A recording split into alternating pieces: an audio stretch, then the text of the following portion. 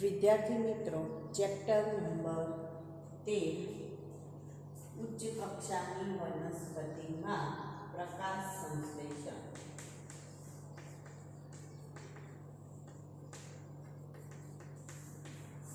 હવે આપણે પ્રકાશ સંશ્લેષણની પ્રક્રિયાનું જે ચાર્ટ ભણી ગયા કે કઈ રીતના પ્રકાશ સંશ્લેષણની પ્રક્રિયામાં બે તબક્કા વળાયેલા છે અથવા તો બે તબક્કા રહેલા છે. પહેલો તબક્કો એટલે આપણે શું કહીએ છીએ? પ્રકાશ તબક્કો. બીજો તબક્કો એટલે અંધકાર તબક્કો, જેને જૈવ સંશ્લેષણ તબક્કા તરીકે પણ ઓળખી શકાય. હવે જે પ્રકાશ તબક્કો છે એ પ્રકાશ તબક્કામાં જો આપણે વાત કરીએ તો એમાં બે પ્રક્રિયા થશે: પાણીનું પ્રકાશ વિઘટન અને ચક્રીય અને ફોટોફોસ્ફોરાઇલેશન. હવે જે પાણીનું પ્રકાશ વિઘટન છે એ પ્રકાશ સંશ્લેષણની પ્રક્રિયા શરૂ કરનારો પહેલો તબક્કો કહી શકાય, અથવા તો પહેલી પ્રક્રિયા કે જેમાં પાણીનું પ્રકાશ વિઘટન થશે.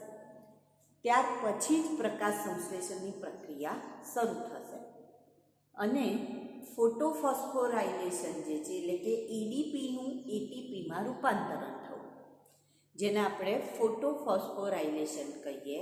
અને એ ફોટોફોસ્ફોરાઇલેશનમાં બે પ્રક્રિયા, ચક્રીય ફોટોફોસ્ફોરાઇલેશન અને અચક્રીય ફોટોફોસ્ફોરાઇલેશન. તો પહેલાં આપણે વાત કરીએ પાણીનું પ્રકાશ વિઘટન.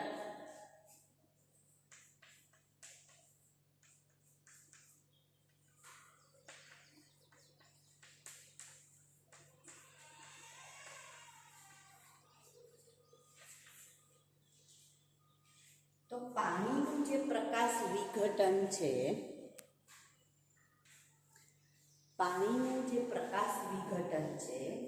એને આપણે બીજું શું નામ આપેલું છે? તો કે સ્પ્લિટિંગ ઓફ વોટર.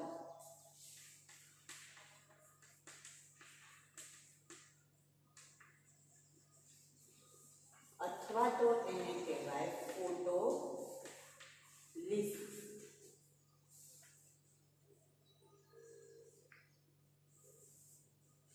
તો હવે આ પ્રક્રિયાની અંદર સૌથી પહેલાં જો આપણે વાત કરીએ તો એમાં એવું કહે છે કે ફોટોલિસિસ ઓફ વોટર પણ એને આપણે ફોટોલિસિસ ઓફ વોટર.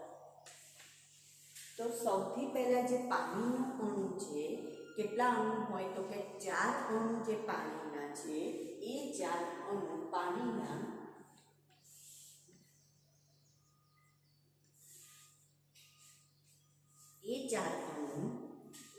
સૌથી પહેલા 680 નેનોમીટર તરંગ લંબાઈવાળા પ્રકાશનું શોષણ કરશે. હવે જો 680 નેનોમીટર તરંગ લંબાઈ આવે તો એનો મતલબ PS1 આવશે કે PS2? તો PS2. તો અહીંયા કયું કામ કરે છે? તો કે PS2 કામ કરે છે. રંજક દ્રવ્ય તંત્ર 2 કામ કરે છે અથવા ભાગ લે છે. તો આટલા પ્રકાશ શક્તિનું શું થશે? શોષણ થશે. અથવા તો પ્રકાશનો આટલા નેનોમીટર તરંગ લંબાઈ ધરાવતો પ્રકાશ જ્યારે પાણીના અણુ પર પડે ત્યારે અહીંયા મેગ્નેશિયમ, કેલ્શિયમ અને ક્લોરીનની હાજરીમાં આ અણુનું વિઘટન થઈ આપણને શું મળશે? તો કે આપણને મળે છે 4H+ અને 4OH-. શું મળશે? 4H+ અને 4OH- અણુ મળશે. તો અહીંયા જે પાણીનો અણુ છે એના પર જ્યારે પ્રકાશ શક્તિ પડે છે અથવા તો એની જે પ્રકાશનું શોષણ કર્યું, સૌર શક્તિનું શોષણ કર્યું, એના કારણે એનો અણુ તૂટ્યો અને અણુ તૂટવાના કારણે હાઇડ્રોજન એટલે કે 4H+ અને 4OH- છૂટા પડ્યા. બરાબર? સારું. હવે આ જે H+ છે જેને આપણે હાઇડ્રોજન અથવા તો પ્રોટોન તરીકે ઓળખીએ તો એને કોણ લેશે?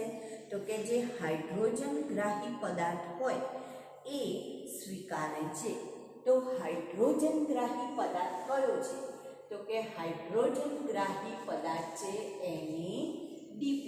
કયો હાઇડ્રોજન ગ્રાહી પદાર્થ છે? NADP. તો NADP નો એક અણુ 2H+ ને લઈ શકે. NADP નો એક અણુ 2H+ ને લઈ શકે. તો અહીંયા આપણી જોડે કેટલા H+ છે? 4. તો એનો મતલબ NADP ના કેટલા અણુ જોઈએ આપણને? 2 અણુ જોઈશે. તો 2 NADP. હવે NADP નું પૂરું નામ શું છે? Nicotinamide adenine dinucleotide phosphate. Nicotinamide adenine dinucleotide phosphate. આ શું છે? તો કે હાઇડ્રોજન ગ્રાહી પદાર્થ. જેમ હાઇડ્રોજન છૂટા પડે, ઇલેક્ટ્રોન છૂટા પડે તો એને લેનારા, એને લઈ લેનારા કોઈ પદાર્થ હોય, તો એવી જ રીતના હરિતકણમાં હાઇડ્રોજનને લેનારો પદાર્થ કયો છે? તો કે NADP. પણ એ કેટલા હાઇડ્રોજન લઈ શકે? તો કે 2 હાઇડ્રોજન લઈ શકે છે. તો આપણી જોડે 4 હાઇડ્રોજન છે, તો 2 NADP જે છે એ H+ ને સ્વીકારવાનું કામ કરશે. કેટલા H+ સ્વીકારશે? 4 H+ સ્વીકારશે. હવે આ જે પ્રક્રિયા છે એ પ્રક્રિયા શેના અધીન થાય છે અથવા તો કઈ રીતના થાય છે? તો કે ઉત્સેચકની હાજરીમાં પ્રક્રિયા થાય છે. કોની હાજરીમાં પ્રક્રિયા થશે? ઉત્સેચકની હાજરીમાં થશે. તો જ્યારે ઉત્સેચકની હાજરીમાં થાય તો એ ઉત્સેચકનું નામ શું? તો આ કઈ પ્રક્રિયા થઈ? તો કે રિડક્શનની પ્રક્રિયા થઈ. તો ઉત્સેચકનું નામ છે NADP રિડક્ટેસ. કયો ઉત્સેચક છે? NADP રિડક્ટેસ નામનું ઉત્સેચક છે. અને જે અંતિમ નિપજ બનવાની છે એ નિપજ કઈ બને છે? તો કે NADP H2 નિપજ બને છે. અને કેટલા અણુ હતા? 2 અણુ હતા. તો 2 NADP H2 નામની નિપજ બનશે. બરાબર? અથવા તો આપણે એને કહીશું 2 NADP પ્લસ 2H+ અથવા તો .2H+. અને બીજી રીતના પણ લખી શકાય. કઈ રીતના લખી શકાય?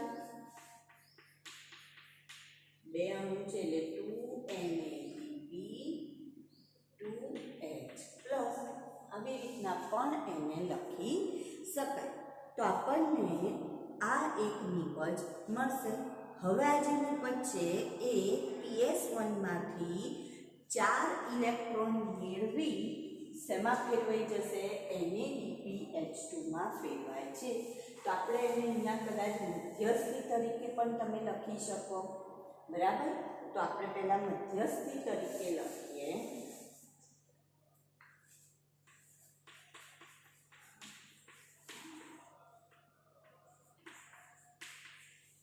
હવે એ PS1 માંથી ઇલેક્ટ્રોન મેળવશે અને ઇલેક્ટ્રોન મેળવવાના કારણે એ શેમાં ફેરવાય છે? 4 ઇલેક્ટ્રોન ક્યાંથી આવશે? PS1 માંથી મેળવશે અને શેમાં ફેરવાઈ જશે? તો કે 2 NADP H2 માં ફેરવાય છે. શેમાં ફેરવાય છે? 2 NADP H2. હવે આ જે નિપજ બની ગઈ, અંતિમ નિપજ આપણી જોડે, એ નિપજનો ઉપયોગ આપણે ક્યાં કરીશું? તો કે અહીંયા આપણે ક્યાંય કરવાનું નથી. સીધો આનો જૈવ સંશ્લેષણ તબક્કામાં આપણે ઉપયોગ કરીશું. ક્યાં કરીશું? જૈવ સંશ્લેષણ તબક્કામાં. બરાબર? સારું. હવે જે 4OH- હતા એ 4OH- એ 4 ઇલેક્ટ્રોન એ પણ શું કરશે? તો કે એ પણ 4 ઇલેક્ટ્રોન મેળવશે અને એ 4 ઇલેક્ટ્રોન મેળવીને શેમાં ફેરવાય છે? તો કે 4 ઇલેક્ટ્રોન અહીંયા સૌથી પહેલા આ 4 ઇલેક્ટ્રોનમાં એ શેમાં ફેરવાશે? તો કે હાઇડ્રોજન પેરોક્સાઇડ નામની મધ્યસ્થી નિપજમાં ફેરવાય છે. શેમાં ફેરવાય છે? હાઇડ્રોજન પેરોક્સાઇડ નામની મધ્યસ્થી નીપજ અને ત્યાર પછી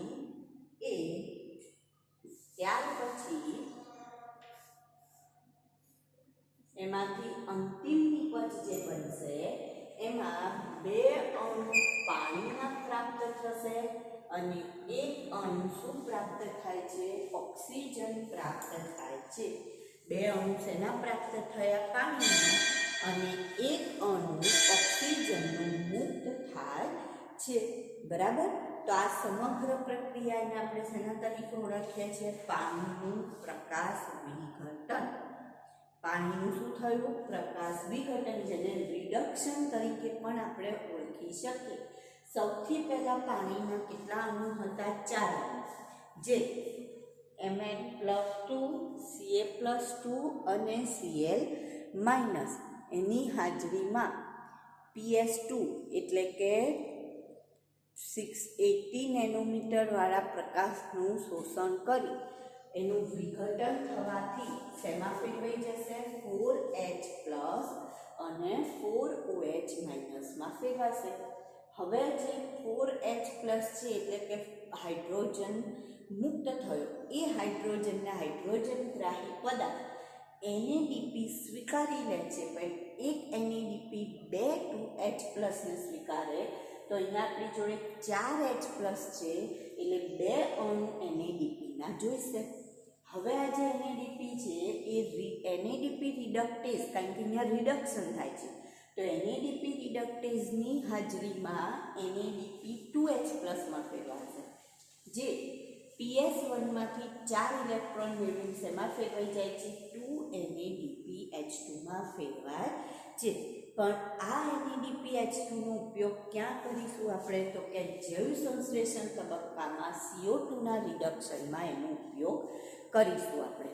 બરાબર. અહીંયા એનો ઉપયોગ કરવાનો નથી, બીજે ક્યાંય એનો ઉપયોગ થતો નથી. હવે જે 4OH- છે એ 4 ઇલેક્ટ્રોન ગુમાવશે અને મધ્યસ્થી નિપજ બને છે. આ મધ્યસ્થી નિપજ એટલા માટે કહીએ છીએ કે જે સ્થાયી નથી, તરત જ એનું વિઘટન થઈ એમાંથી 2 અણુ પાણીના પ્રાપ્ત થાય છે અને 1 અણુ ઓક્સિજનનો પ્રાપ્ત થાય છે, જે હવામાં મુક્ત થાય છે. તો જો જ્યારે આપણે પ્રકાશ સંશ્લેષણની પ્રક્રિયાનું સમીકરણ લખતા હોઈએ છીએ તો આમાં આપણે નિપજમાં શું લખીએ છીએ? પાણીનો અણુ લખીએ છીએ, 6 અણુ પાણીના, એ પછી 6 અણુ ઓક્સિજનના લખીએ છીએ. તો એમાંથી અહીંયા આપણને આ રીતના ઓક્સિજન પ્રાપ્ત થાય છે અને પાણીનો અણુ પ્રાપ્ત થાય છે. તો હવે અડધી નિપજ મળી ગઈ. હવે મેઇન નિપજ શું છે આપણી? તો કે ગ્લુકોઝનું નિર્માણ, એ હજી આગળ આપણે વાત આવશે. તો 2H2O બને છે અને શું બને છે? O2 બને છે. તો આ શું થયું? પાણીનું પ્રકાશ વિઘટન. પાણીનું પ્રકાશ વિઘટન. હવે એના પછી આપણે જોઈએ તો પછી આવશે વીજાણુ વહન. વીજાણુ વહનનો મતલબ શું થાય? અથવા તો એને ઇલેક્ટ્રોન પરિવહન તરીકે પણ ઓળખાય. વીજાણુ વહન અથવા તો ઇલેક્ટ્રોન પરિવહન. વીજાણુ એટલે એને ઇંગ્લિશમાં ઇલેક્ટ્રોન કહેવાય, ગુજરાતીમાં વીજાણુ, ઇંગ્લિશમાં એને ઇલેક્ટ્રોન કહીએ. તો એના પરિવહનની વાત કરીએ આપણે તો જેમ અહીંયા હાઇડ્રોજનને લેવા માટે હાઇડ્રોજનગ્રાહી પદાર્થ જોઈએ, એવી જ રીતના ઇલેક્ટ્રોનને સ્વીકારવા માટે અથવા તો એને પસાર થવા માટે પણ ઇલેક્ટ્રોન સ્વીકારનારા પદાર્થ જોઈએ. તો ઇલેક્ટ્રોન સ્વીકારનારા જે પદાર્થ છે એની અંદર જો આપણે વાત કરીએ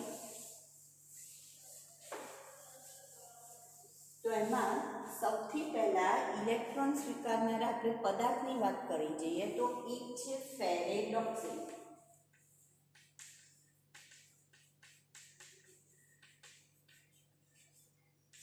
બીજો છે સાઇટોક્રોમ.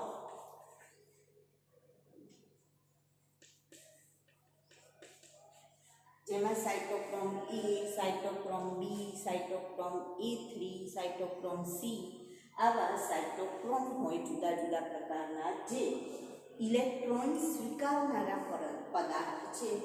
પછી આવશે પ્લાસ્ટોસાયનિક,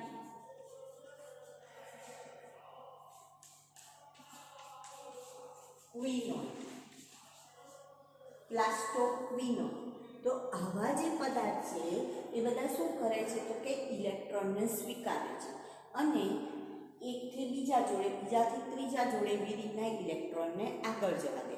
તો એનો મતલબ અહીંયા એક ચેન રચાય જેને કહેવાય ઇલેક્ટ્રોન ટ્રાન્સપોર્ટ ચેન, અથવા તો એને આપણે એક રેડોક્સ શૃંખલા કહીશું કે જેમાંથી ઇલેક્ટ્રોન એકના હાથમાંથી બીજામાં, બીજામાંથી ત્રીજામાં જાય અને એ રીતના ઇલેક્ટ્રોન આગળ વધે.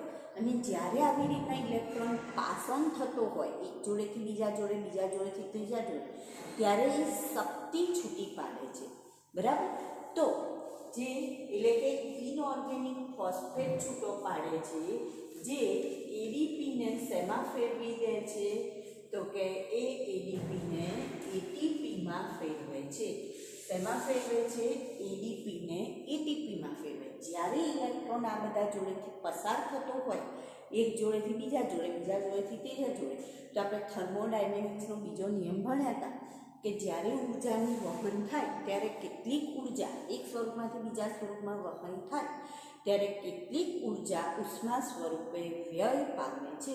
તો એ જ રીતના અહીંયા શું કહે છે કે જ્યારે ઇલેક્ટ્રોન આની જોડે વહન પામતો હોય ત્યારે ઉર્જાનું વ્યય થશે જેનો ઉપયોગ અહીંયા એડીપી કરશે અને શેમાં રૂપાંતરિત થઈ જશે? એટીપીમાં. તો આવી જે શૃંખલા છે ને આપણે રેડોક્સ શૃંખલા કહીએ અને એ શૃંખલામાંથી ધીરે ધીરે શું થાય છે? આ રીતના ઇલેક્ટ્રોન પસાર થતા હોય છે. શૃંખલામાંથી શું થશે? ઇલેક્ટ્રોન પસાર થશે. બરાબર? સારું. તો હવે આપણે આ જે ઇલેક્ટ્રોનને પસાર થવાનું એને આપણે કહીશું વીજાણુ પરિવહન તંત્ર અથવા તો ઇલેક્ટ્રોન પરિવહન તંત્ર. તો ફોટોસિસ્ટમ 2 જે છે, હવે આજે આખી જે વીજાણુ પરિવહન તંત્ર છે એ પહેલાં કોમન વાત કરી જઈએ આપણે, પછી આપણે વાત કરીશું ચક્રીય અને અચક્રીય. તો પહેલાં તો હું વાત કરું કે ફોટોફોસ્ફોરાઇલેશન કોને કહેવાય? ફોટોફોસ્ફોરાઇલેશન કોને કહેવાય?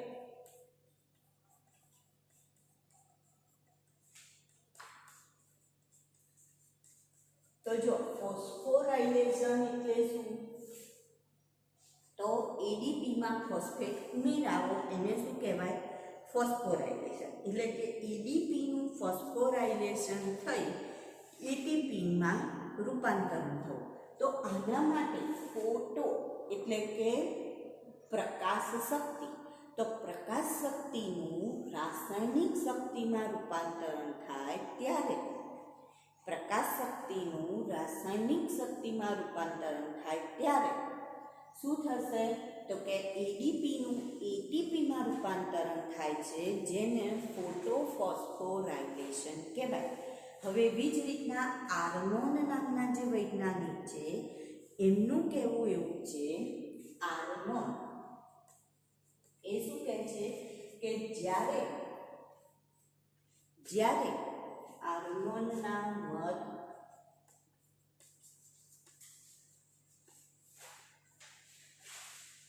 મુજબ એમનું કહેવું એવું છે કે જ્યારે અહીંયા પ્રકાશ શક્તિનું રાસાયણિક શક્તિમાં રૂપાંતરણ થાય ત્યારે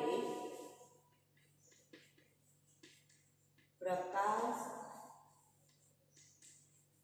શક્તિનું રાસાયણિક શક્તિમાં રૂપાંતર થાય ત્યારે એટીપી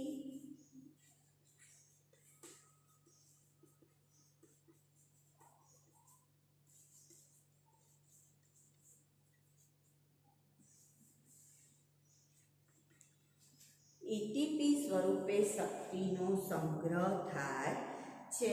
બરાબર? હરિતકણમાં એટીપી બનવાની પ્રક્રિયા એટલે ફોટોફોસ્ફોરાયલેશન. હરિતકણમાં એટીપી બનવાની પ્રક્રિયા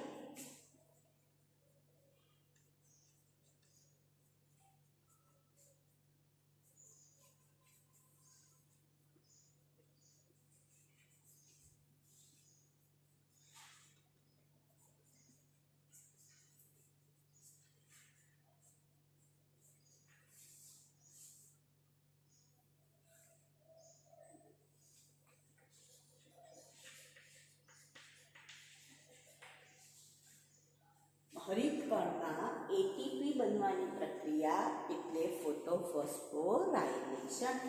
બરાબર, આવું આર્નોનનું કહેવું છે. આર્નોનના મત મુજબ આખી વ્યાખ્યા આપણને આપેલી છે. હવે આ પ્રક્રિયા કઈ રીતના થાય એની આપણે વાત કરીએ. તો આમાં પહેલાં આપણે સામાન્યની વાત કરીએ અને ત્યાર પછી ચક્રીય અચક્રીયની વાત કરીશું.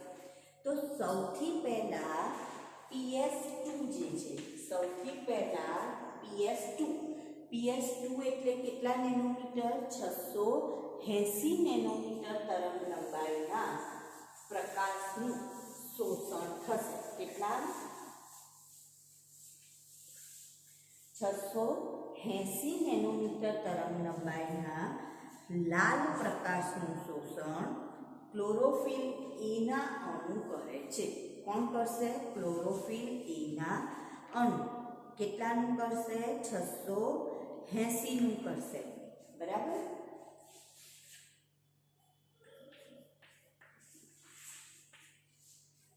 આ જે છે આ ફોટો સિસ્ટમ 2 છે, જે 680 નેનોમીટર તરંગ લંબાઈવાળા લાલ પ્રકાશનું શોષણ કરશે. હવે ઇલેક્ટ્રોન જે છે એ અહીંથી જ્યારે શોષણ કરશે,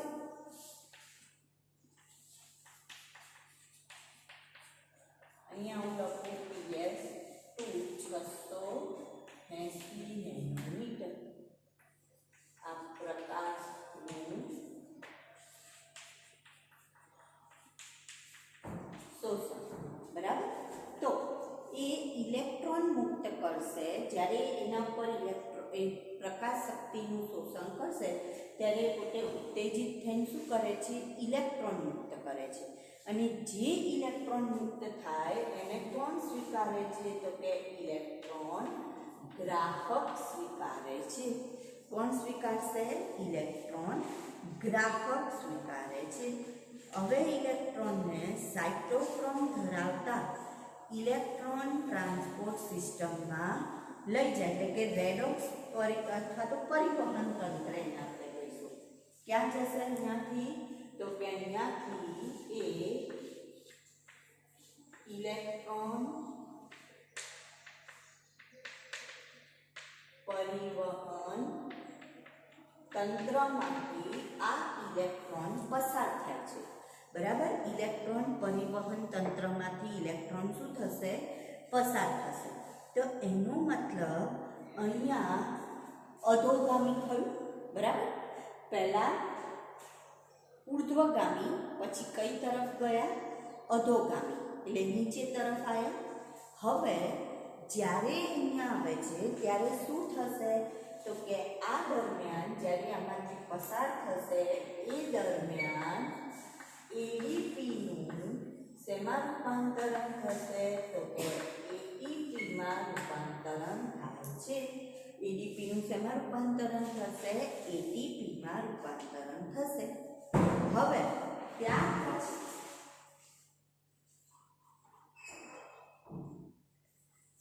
પછી જો આપણે જોઈએ તો એનો મતલબ અહીંયા આપણે શું કહ્યું? અધોગામી થયું.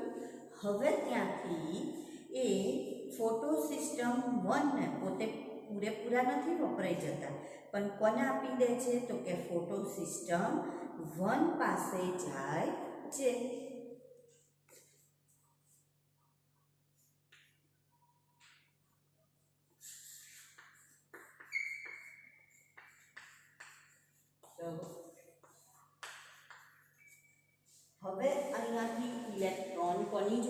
ગયા ફોટો સિસ્ટમ 1 પાસે ગયા. એ પણ લાલ પ્રકાશનું શોષણ કરશે, ઉત્તેજિત થશે. ઉત્તેજિત થઈ શેમાંથી પસાર કરશે તો કે એ પણ રેડોક્સમાંથી પસાર કરશે, શૃંખલામાંથી. તો પુનઃ પાછું અધોગામી આનાથી ક્યાં જશે? નીચે જાય એટલે શું થશે? અધોગામી આવશે, નીચે તરફ જાય એટલે. અને NADP+ પણ જ્યારે એ પસાર થશે ત્યારે એ શું કરે છે તો કે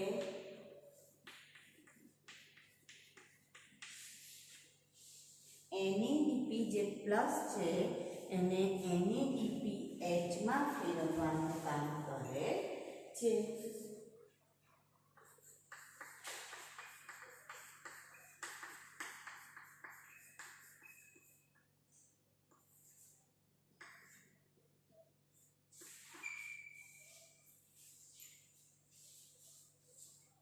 બરાબર. તો હવે અહીંયા પહેલા આપણે જોઈએ તો કયું ગયું? અધોગામી ગયું. પહેલા ઉપર ગયું, પછી અધોગામી ગયું, ફરી પાછું અહીંયા અધોગામી, ફરી પાછું અહીંયા ક્યાં ગયું? ઉર્ધ્વગામી. તો આ જે સિસ્ટમ થાય છે એ આવો આકાર થાય છે. તો આને આપણે કયો કહીએ છીએ તો કે આને ઝેડ સ્કીમ કહેવામાં આવે છે. શું કહીશું? ઝેડ સ્કીમ કહીશું.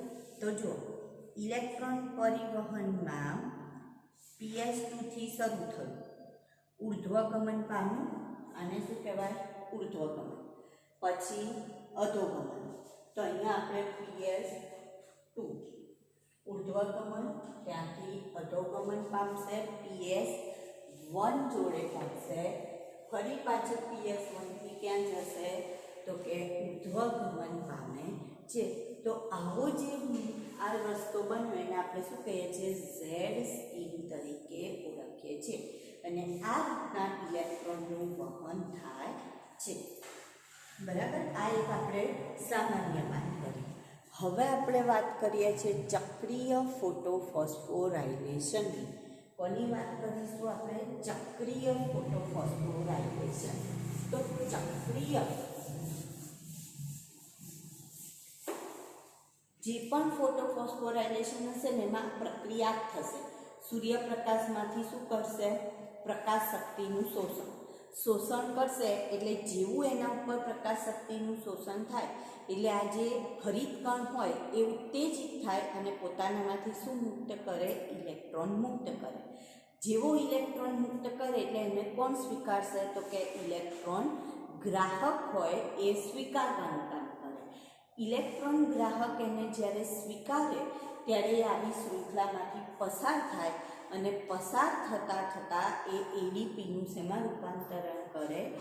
એટીપીમાં રૂપાંતરણ કરશે. હવે કયો ઇલેક્ટ્રોન ગ્રાહક પહેલો છે એના ઉપરથી નક્કી થશે કે એડીપીનું એટીપીમાં રૂપાંતરણ થશે કે NADP+નું NADPH માં રૂપાંતરણ થશે. અને એના આધારે આપણને બે અહીંયા પ્રકાર જોવા મળશે. એક છે ચક્રીય ફોટોફોસ્ફોરાયલેશન અને બીજું છે અચક્રીય ફોટોફોસ્ફોરાયલેશન. તો ચક્રીય અને અચક્રીય બંનેમાં મુખ્ય તફાવત શું છે? તો બંનેમાં મુખ્ય તફાવત એક જ છે. ચક્રીયનો મતલબ ચક્ર ફરે છે. એનો મતલબ જ્યાંથી ઇલેક્ટ્રોન મુક્ત થયા છે એ પોતાના મૂળ દાતા પાસે પાછા ફરે છે. જ્યારે અચક્રીયનો મતલબ ઇલેક્ટ્રોન જે સ્ત્રોત પરથી મુક્ત થયા છે ત્યાં પાછા નથી ફરતા, પરંતુ એટલે ધારો કે PS2માંથી મુક્ત થયા છે તો PS2 જોડે પાછા નથી આવતા, પણ PS2ના બદલે ક્યાં પહોંચી જાય છે? PS1 પર પહોંચી જતા હોય છે. કોની જોડે પહોંચી જાય છે? PS1 જોડે પહોંચી જાય. તો એના આપણે શેના તરીકે ઓળખીએ છીએ? ચક્રીય ફોટોફોસ્ફોરાયલેશન. તો અહીંયા બે પ્રકારના ફોટોફોસ્ફોરાયલેશન આપણે ચક્રીય અને અચક્રીય ફોટોફોસ્ફોરાયલેશન. તો મુખ્ય તફાવત આપણે શું કીધો કે જે ચક્રીય છે એનો મતલબ કે જ્યારે પણ પ્રકાશ શક્તિનું શોષણ કરશે ત્યારે PS1 થી જો શરૂ થતું હોય તો ઇલેક્ટ્રોન મૂળ દાતા પાસેથી ફરી ઇલેક્ટ્રોન વાહક તંત્રમાંથી ફરી પાછો ક્યાં આવે છે PS1 પાસે પાછો આવે છે તો આને શું કહેવાય ચક્રીય બરાબર આ ચક્ર થઈ ગયું એટલે જ્યારે અચક્રીયમાં PS2 જોડેથી મુક્ત થયેલો ઇલેક્ટ્રોન વાહક તંત્ર જોડે જશે ત્યાંથી PS2 થી PS1 જોડે જશે 2 જોડે પાછો નથી આવતો ત્યાંથી ઇલેક્ટ્રોન વાહક તંત્રમાંથી પસાર થાય છે તો અહીંયા જો આ ચક્ર બને છે ને ચક્રીય જ્યારે અહીંયા ચક્ર નથી બન્યું એટલે અચક્રીય ફોસ્ફોરાયલેશન તરીકે ઓળખાય જેની ડિટેલ હવે આપણે પછી લઈએ